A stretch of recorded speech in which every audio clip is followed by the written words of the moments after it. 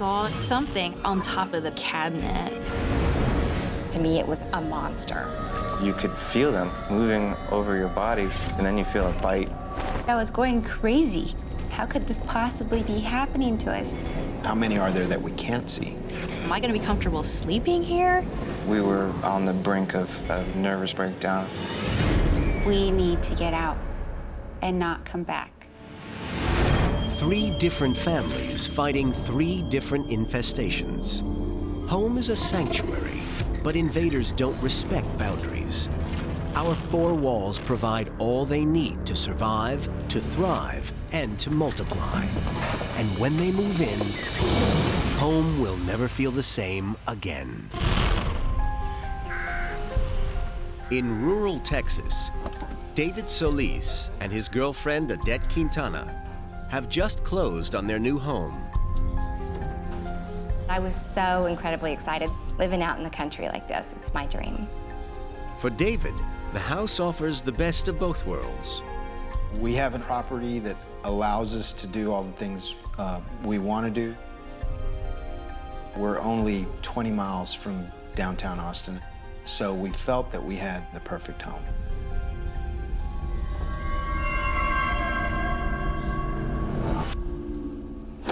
As David organizes the house, he finds something unusual.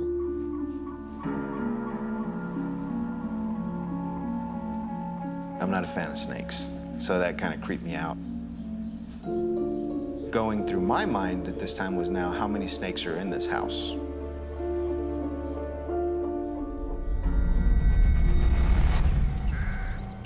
He checks around the house for places where snakes could be getting in.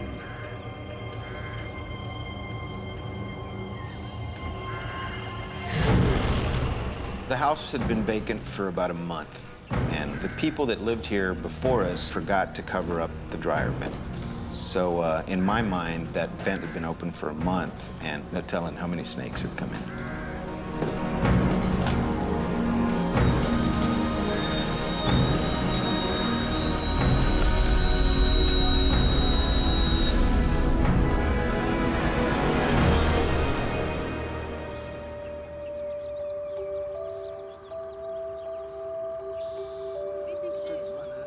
With the house secure, the couple gets on with making it a home. The property out here, it's quiet and it's peaceful and it's just, it's incredibly gorgeous.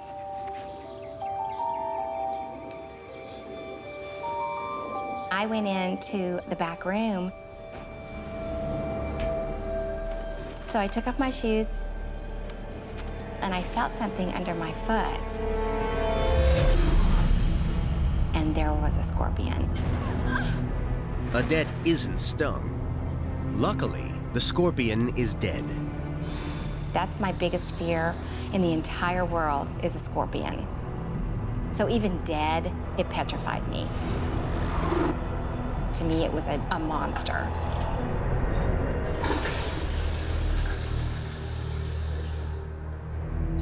Like the snakeskin they found the day they moved in, David and Adette hope the sighting is a one-time thing. And they forget about it.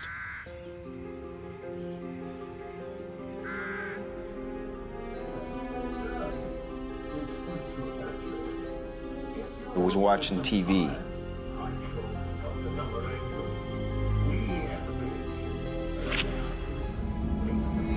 Something caught my eye, and I looked down, and there was a scorpion. David keeps the scorpion sighting to himself.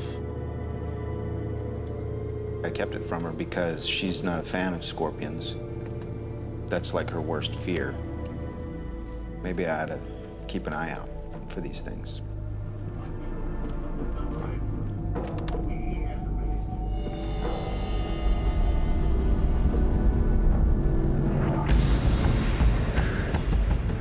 The next day, when Adette is out, David works on a plan to avoid any more nasty surprises.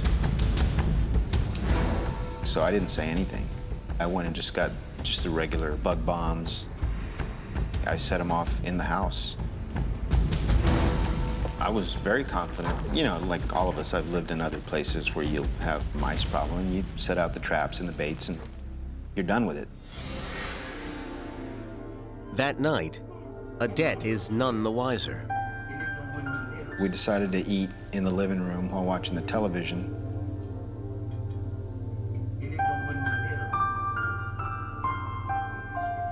I was holding the plate with one hand and eating, totally focused on the show. I feel a thud right on my head. It flickers down my nose, right onto my plate. It was a scorpion.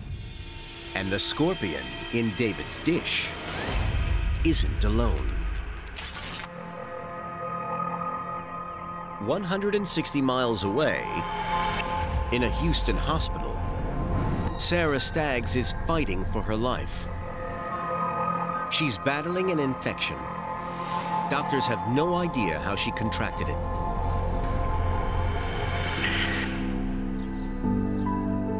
Two months earlier, Sarah was in perfect health, living in a new apartment near her college campus. I liked the apartment. I think it was the perfect place for a grad student to live. Sarah is close to finishing 2 degrees and has little time for anything except schoolwork. I was only about a month and a half or 2 months away from graduating.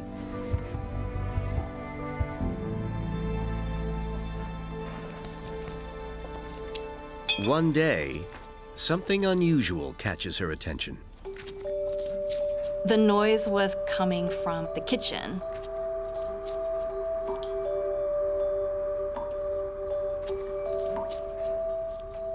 It was a small rustling noise, not terribly alarming or anything, just the noises that houses make sometimes. When the sound starts up again, it's harder to ignore. I heard the rustling again, but it was bigger. It was much bigger than I'd heard before. It sounded like, I was picturing like a large rat or something.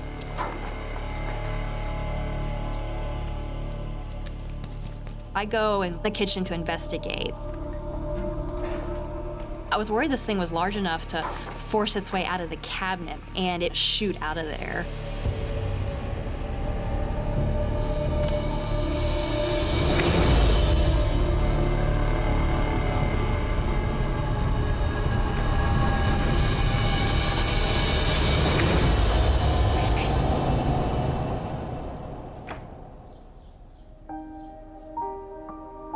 There was nothing.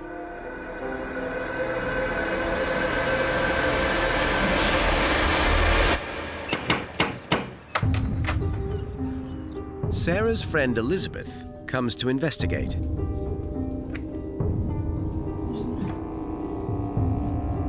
When I first went over, I didn't hear anything. Elizabeth leaves, but Sarah is convinced she's not alone.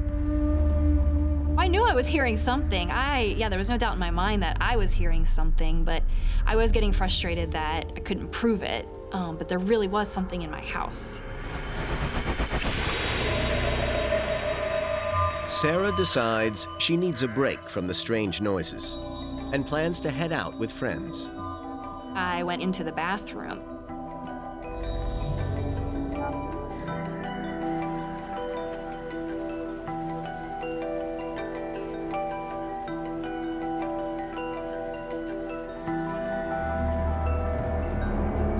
An unusual odor wafts out of the bathtub. There were feces in the bathtub, and that was really alarming. It has a terrible smell and just really gross. It's a disgusting calling card and proof that Sarah has company. I was like, if this thing gets out or we can't catch this thing, am I gonna be comfortable sleeping here? I called the landlord. The landlord sends over an exterminator.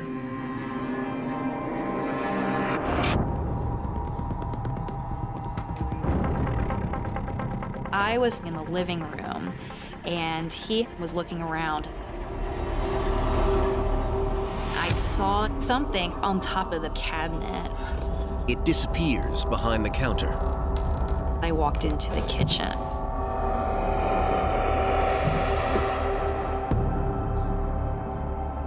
I slowly opened the kitchen cabinet, and then I put my head down to look more closely underneath the cabinet.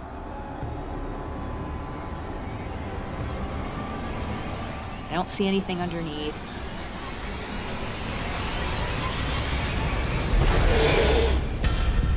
David Solis and his girlfriend Adette Quintana have just had a bizarre encounter with a scorpion. It seems to have fallen from the ceiling beam.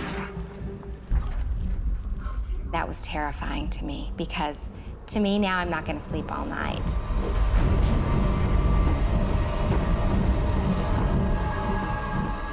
How many are there that we can't see? It's a troubling realization. When we saw them fall down, they're always on edge. That was scary because now we realize something's going on. Is there someplace they're coming in?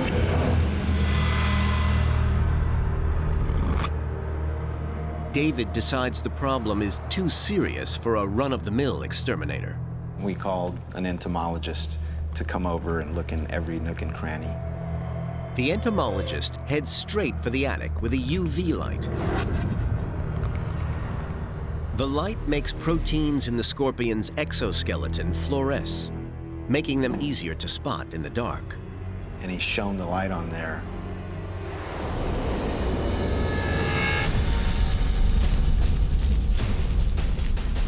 We could see a bunch of little luminescing scorpions in there.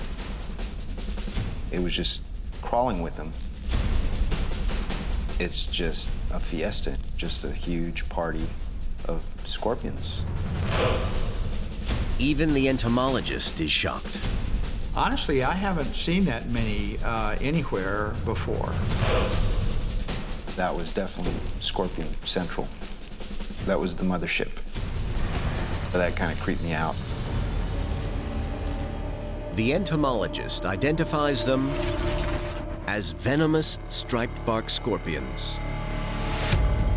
The striped bark scorpion venom, when it's injected into the body, can cause severe pain, severe swelling, numbness, tingling, and temporary paralysis. And in some cases, the venom can travel throughout the body and cause a systemic anaphylactic reaction. An anaphylactic reaction is a severe allergic response that, in some cases, can lead to death. I'm so scared to be bitten. The stories I've heard made me that much more paranoid. The entomologist thinks he knows how so many scorpions have gotten into the attic. Striped bark scorpions are excellent climbers. The thing that's unusual about the striped bark scorpion is that they crawl up trees. Most other scorpions will not do that. They search outside for the scorpion's route in. Around the home in the trees, we found large numbers. The scorpions are dropping from the overhanging branches onto the roof and then squeezing their way into the attic. The exterminator has a solution. Any trees that were close to the house that had limbs that would hang over the roof, those needed to be cut down.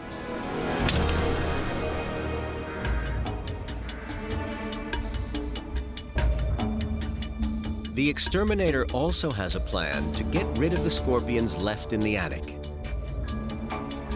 We work with new plant oils. We don't do pest management with these. We do pest avoidance. And none of these products are pesticides. The only thing they do is create an environment that neither nurtures or attracts the pests that we're trying to deal with. This is exactly why Adette has got Jerry involved. I'm also really about all natural. I don't like conventional pest control that uses toxins. Even if it's supposed to be safe for humans, there's still residual They also kill all the beneficial spiders and that, and I just don't like it when the point is we want our home cleared of anything that may be dangerous to us. Instead of using harsh pesticides, he applies his natural plant oils to disorient the scorpions and drive them out with less impact on the environment. His whole concept was to make the house an uncomfortable place for them while not making it uncomfortable for us. The treatment is successful in driving the scorpions out of the attic.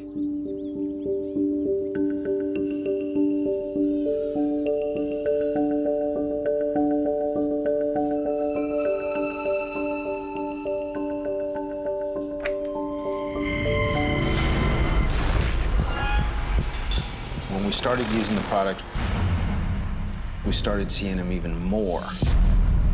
If you apply cedar oils, the scorpions are going to flee that one room and go into the other rooms that have not been treated. Before long, the kitchen is crawling with the venomous creatures. One fell from the light fixture in the kitchen, and that was terrifying to me. It was definitely Scorpion Central in the kitchen.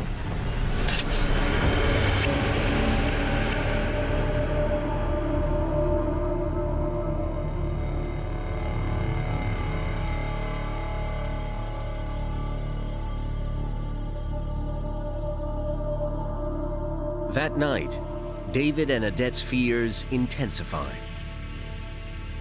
You start envisioning they're in the walls.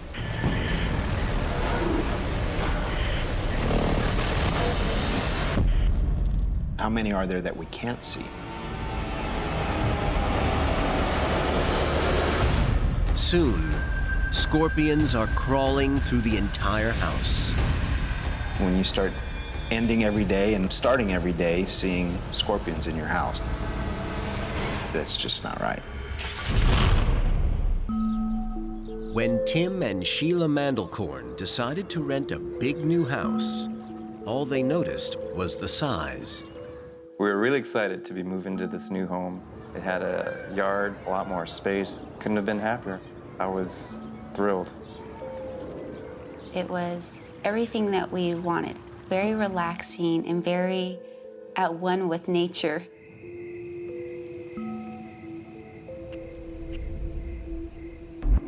The first few nights in the house are peaceful. But then, things start to change. Laying in bed, and it was early morning. I hear this tap, tap, tap. Tap, tap, tap on one of the windows.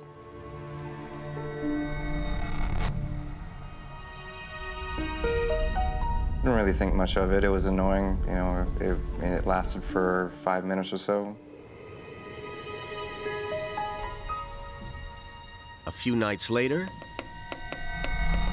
it happens again. This became a routine.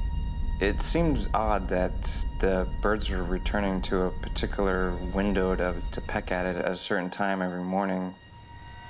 I realized something was wrong with these birds. The sparrows looked funny, like they had feathers that were missing. During the day, the sick-looking birds disappear from the window, and the Mandelkorns forget about them. After I was done cleaning the restroom, I was sitting on the sofa and I was just relaxing for a minute. I felt something crawling from my neck quickly to my head. I knew immediately there was a live creature on me. It wasn't something that had ever crawled on me before. I was extremely freaked out. This bug that was on me was so tiny. It was the size of a freckle. To the naked eye, it looks almost like a grain of pepper, very small. Sheila has never seen anything like it and wants to know where it came from. I went into a position where I had been cleaning.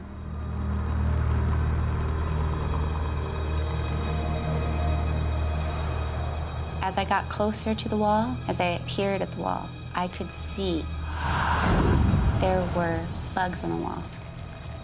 Little brown specks. Sure enough, if you look close enough, there was a lot of them in our bathroom. My immediate reaction was just to get rid of them, hoping that would solve the problem and we wouldn't come across them again.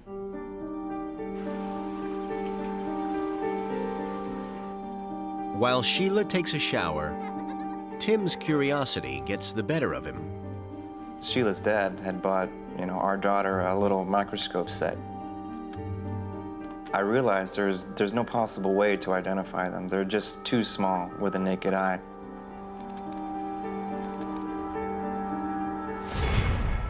As soon as I got it into focus, I said, wow, look at that.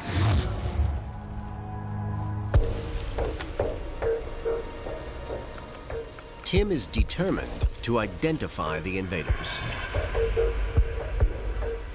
I finally made what I felt was a positive identification. I was certain they were bird mites.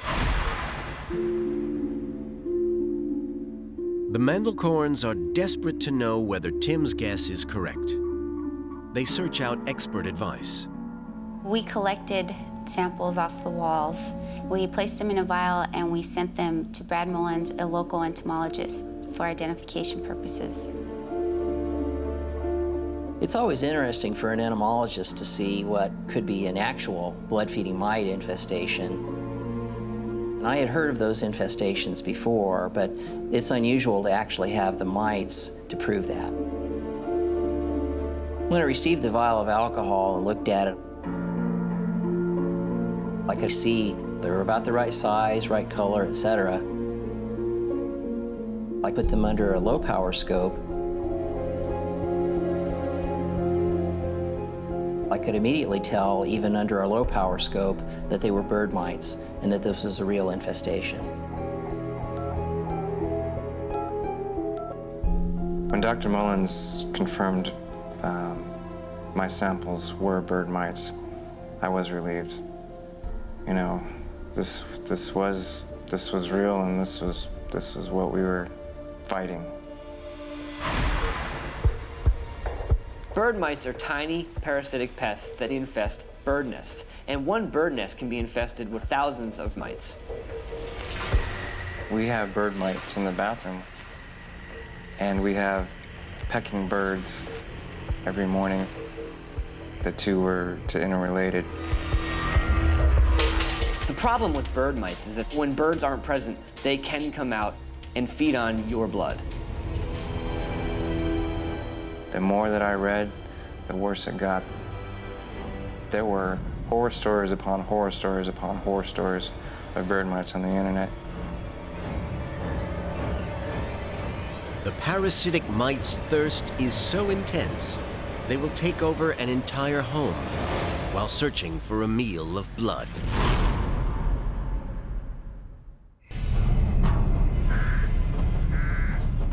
David and Adette hoped their new Texas home would bring them closer to nature. But an infestation of venomous striped bark scorpions wasn't exactly what they had in mind. And now, they're spreading through the house. It becomes a decision of, can I really stay here? Because it is so tense all the time.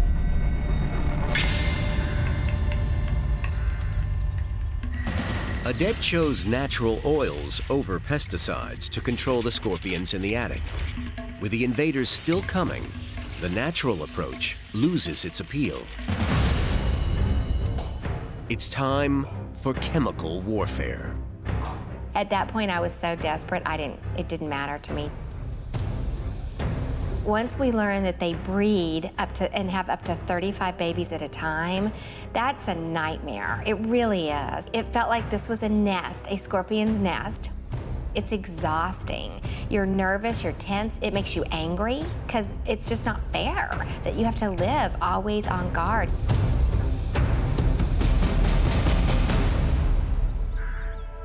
Over the next few days, the scorpion sightings become less frequent.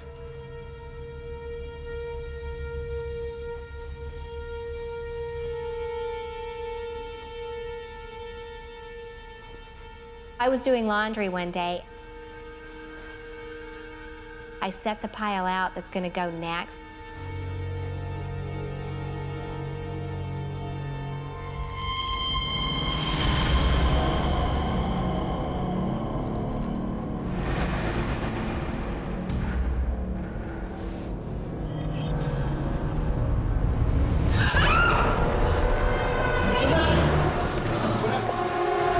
It felt like I had been severely burned, and it was excruciating. Your mind kind of goes blank. What am I supposed to do? It was just so much pain. I just stood there, and I know David knew right when he looked at me. He knew exactly what had happened. Although it's very painful, Adette is lucky that she hasn't had a serious reaction to the venom. But the sting means the bug bombs haven't worked. We were right back to square one. I kind of started thinking these things are invincible. Scorpions are a very difficult pest to control because they tend to walk up off of the ground, which means they don't pick up a lot of the pesticide that's applied. The couple turns back to entomologist Jerry Cates, who applied the natural oils to the attic 10 days earlier. We got back in touch with Jerry again to let him know we're desperate. This time, they drenched the entire house. We sprayed it on every baseboard, every seam where the walls met, up in the attic. The house smelled like one giant cedar chip. The thorough approach pays off. The oil drives the scorpions out of the house, and the numbers slowly decline. It probably took 2 to 3 weeks of not seeing one at all to kind of feel more comfortable about it. We did feel at ease. It felt great. But Adette's not so sure they'll ever win completely. I'm confident there's been a huge decrease, but I'm not confident that the scorpions are gone.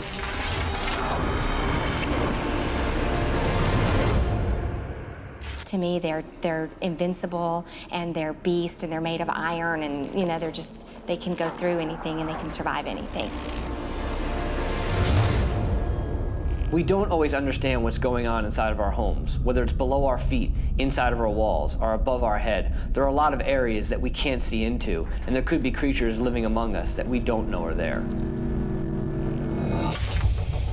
Less than 200 miles away, grad student Sarah Staggs has been hearing disturbing noises. And now she's come face to face with the culprit, an opossum.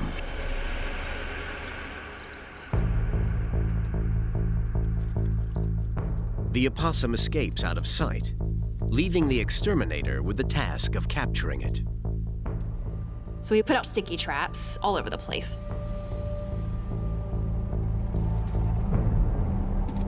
And he kind of left me there to wait for the possum.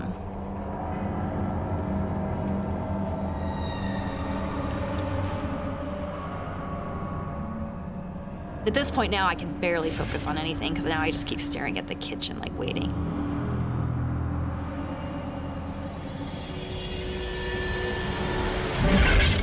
Another one crawls out. The second opossum disappears, avoiding the sticky pads. Opossums are neophobic, which means that they're suspicious of new objects placed in their environment. As a result, they're just simply going to avoid objects like sticky traps. Because opossums are not a typical pest in this country, it's not unusual for people to really not know how to deal with them. Unfortunately, Sarah is stuck with the exterminator her landlord sent in. I pretty much had lost some faith in this guy. I was surprised that he didn't seem to have any experience catching possums.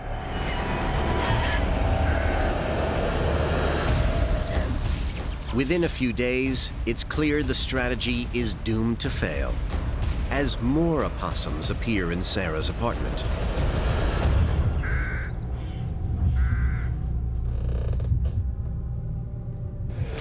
Anytime I walked around the corner, you know, I was nervous that there would be a possum there.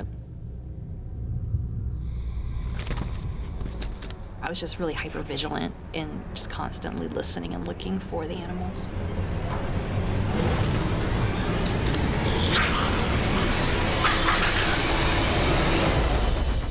I definitely did not want to spend very much time there. Every time Sarah leaves, even more opossums make the place their home. As time goes on, an opossum becomes more and more familiar with its surroundings, and as a result, becomes bolder and bolder in its environment.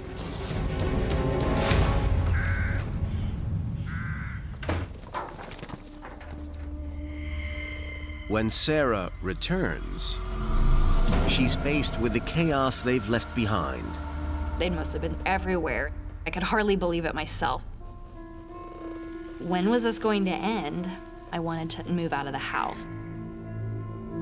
But I worked part-time. There was no way I could have afforded to move out and pay rent in 2 places.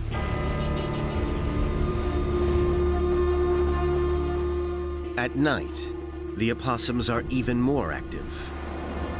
Sarah is cornered. I was barricading myself in my room at night. I wasn't sleeping as well.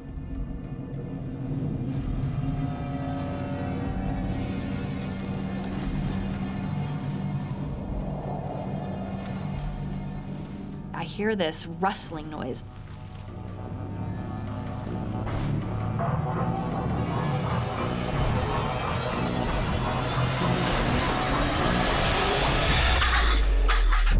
There was a possum at the foot of my bed.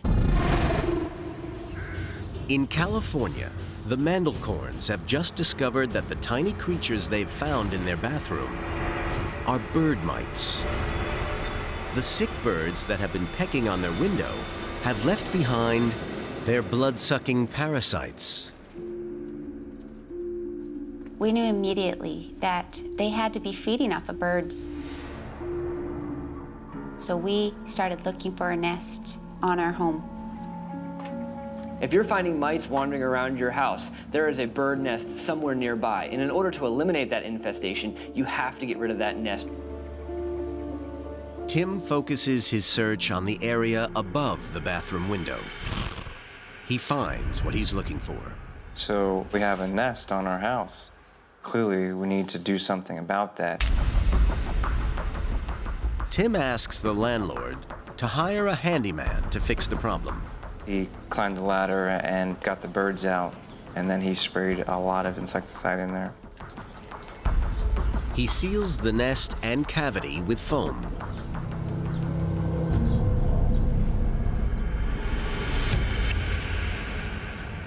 Tim decides he's taking no chances and fights the blood-sucking infestation inside as well. I bought the most expensive bombs that you could buy. Spray them and they die. We knew that the bird mites didn't belong in our home. They didn't belong in our restroom. So we took appropriate measures to remove them. 4 hours later, Tim checks the bathroom. There's no sign of the mites. I believed we had eliminated the problem.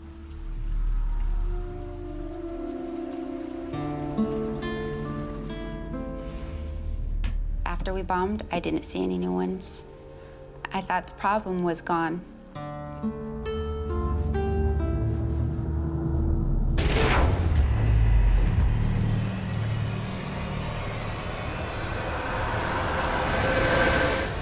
I picked up my bag, and mites crawled onto my hands.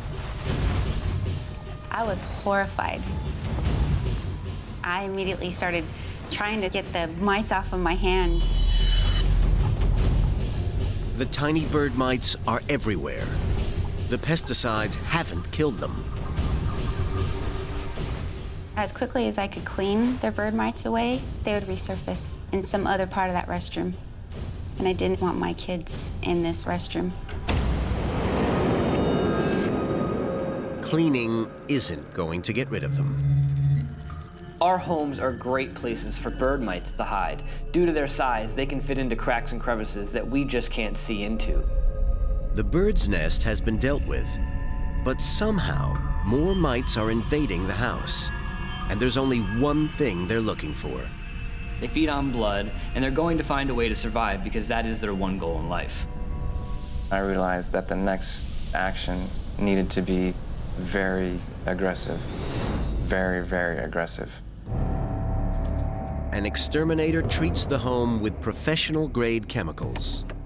He sprayed a lot of insecticide in there. I thought that whatever that was so powerful that it would have to work. What could survive that?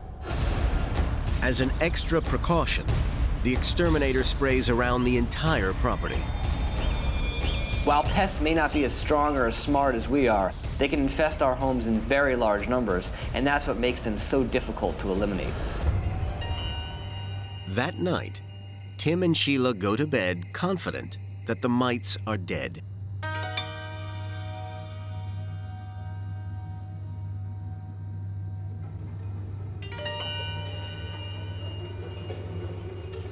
And then the itching began. You could feel them moving over your body, and then you feel a bite. With the birds gone, the mites are searching for a new host. Bird mites tend to be most active at night when their host is lying still, fast asleep. And they're going to feed on warm, dark, moist places such as the armpits or groin area. The parasites are biting to test the suitability of human blood. Thought I was crazy. It was unbearable. It was beginning to consume how I lived. It was changing my life. The infestation is a mystery. The birds that the mites had originally infested are gone, and the nest has been sealed up with foam. The house has been doused in pesticides, but the vampire-like pests are still here, and the mandelcorns have no idea how to get rid of them. When dealing with an infestation, knowing your enemy is important, but unfortunately we are occasionally infested by nasty creatures that we don't understand, which makes eliminating them very challenging.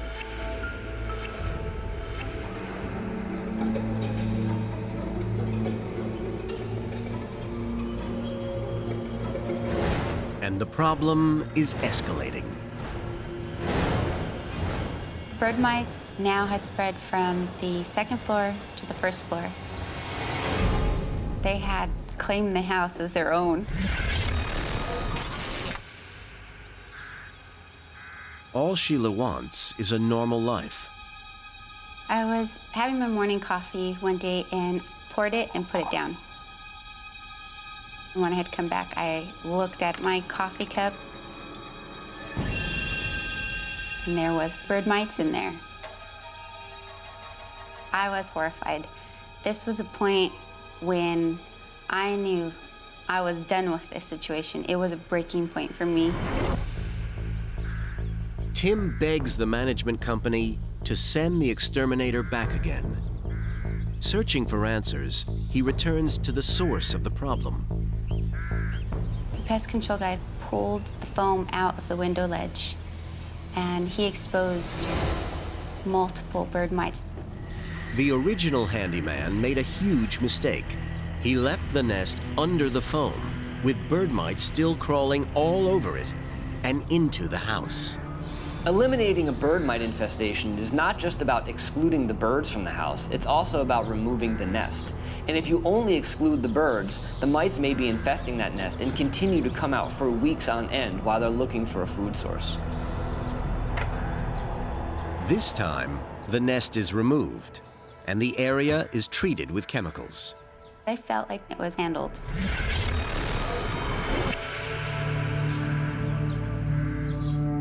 For Tim, it's a different story.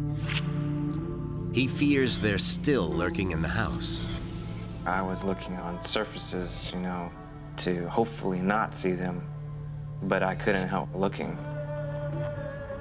Bird mites are so small, it's almost impossible to be sure if there's one there or not. I was fairly obsessed. I was concerned for my own sanity. Tim's increasing obsession began to affect him in all areas of his life. He was becoming more on edge, a little more paranoid, and I could see that he was highly stressed about our family's well-being. Incredibly, Tim and Sheila have managed to deal with the problem without their children knowing. Tim and I decided not to tell the kids. I thought we had this under control, and the kids would go unaffected.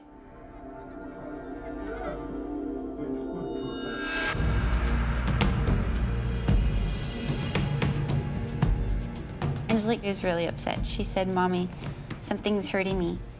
So I lifted her arm, and I could see a bird mite, and clearly she had been bitten. I was going crazy. How could this possibly be happening to us? They're still here. Tim's fears are justified. Now their children are under attack. The family has lost all faith in ever defeating the bird mites. We need to get out and not come back.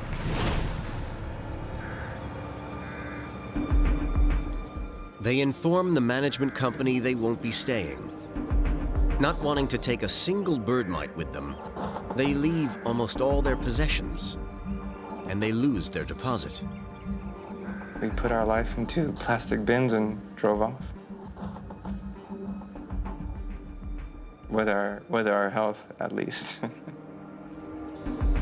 Moving gave us our sanity back and helped with the paranoia because symptoms disappeared.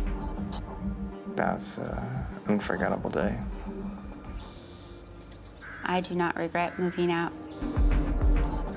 With nowhere else to go, the Mandelkorns are forced to stay in a hotel until they can find a new home. The bird mites have won. In Houston, Texas, grad student Sarah Staggs is living a nightmare of her own. Opossums are running riot in her apartment. Attempts to trap them haven't worked. Not even her bedroom is safe. It was horrifying. I didn't know where they were coming from. It was clear we couldn't keep them out. The house was definitely no longer home. She was frustrated that the possums were there and that people weren't taking her seriously. The house is just getting like more and more hostile. I mean, it got to the point where I was completely distracted. I think the possums had several points of entry, and they liked their house and they wanted to go where they wanted to go. Certain wild animals carry serious diseases with serious consequences.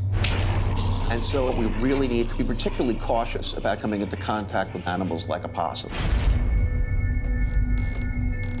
It is a serious problem having rodents in a residence, so we knew that she needed to get it gone, get them, moved, because there were significant disease risks.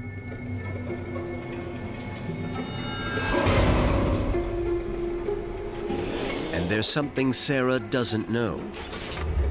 Some nasty parasites have come along for the ride. Opossums are heavily infested with fleas. Fleas can lay between 50 and 100 eggs per day. So if you have opossums in your house, it's almost a guarantee that you're going to have a heavy flea infestation. Sarah isn't aware of the fleas. She's too sick to notice. I felt so cold and I was so sick and I was so fatigued, and then I fell asleep, hoping that when I woke up in the morning it would just be gone.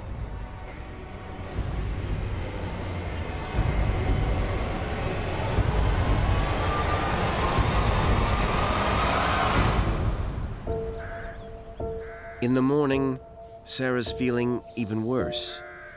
I called Elizabeth to see if I could go stay at her house. Elizabeth wonders if Sarah's simply exhausted by the strain of studying in an apartment infested with opossums. It was a really stressful time, finishing up the semester, finishing up thesis projects, and she was definitely tired from dealing with the possums.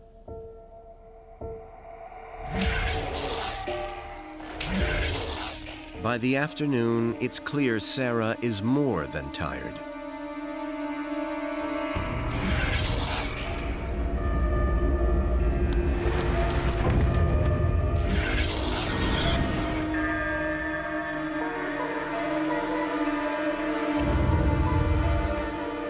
I found her on the floor in the bathroom.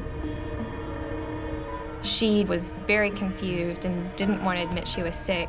She just said, "Oh, I'll be fine, I'll be fine." I knew it was pretty serious. Because of her confusion, I said, "You need to go to the hospital." After an initial examination, doctors reassure Sarah it's nothing serious. We think it's a virus. You'll feel better tomorrow, but we'll take some blood tests just to be sure. Sarah's test results reveal something shocking. They said it was typhus. I think it was the first case in Houston in like 15 years. Sarah has murine typhus, a disease caused by deadly bacteria. The symptoms of murine typhus include things like extreme fatigue, joint pain, headache, respiratory symptoms. If left untreated, the disease can be serious. The doctors are perplexed. Murine typhus is quite rare and something that is not commonly seen in this day and age. It's a disease that's commonly seen in places that are crowded with poor sanitation, poor hygiene, rodents, and fleas. There was no doubt that it came from the opossums. That's the only thing I'd been exposed to. I don't even have any other pets.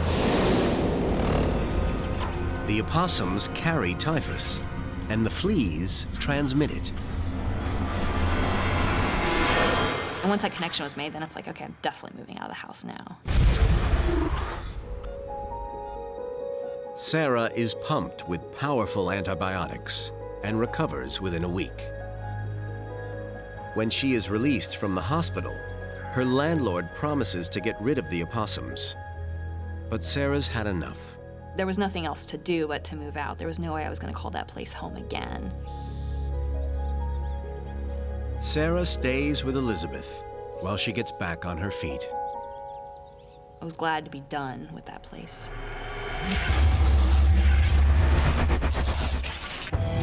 When pests take over our lives and our homes, it becomes a battle for survival, and it's impossible to predict how that will affect you. Having an infestation can be extremely dangerous for your health. Wild animals can bring in a wide variety of diseases, causing things such as pneumonia, encephalitis, skin diseases, and even rabies. The list is endless.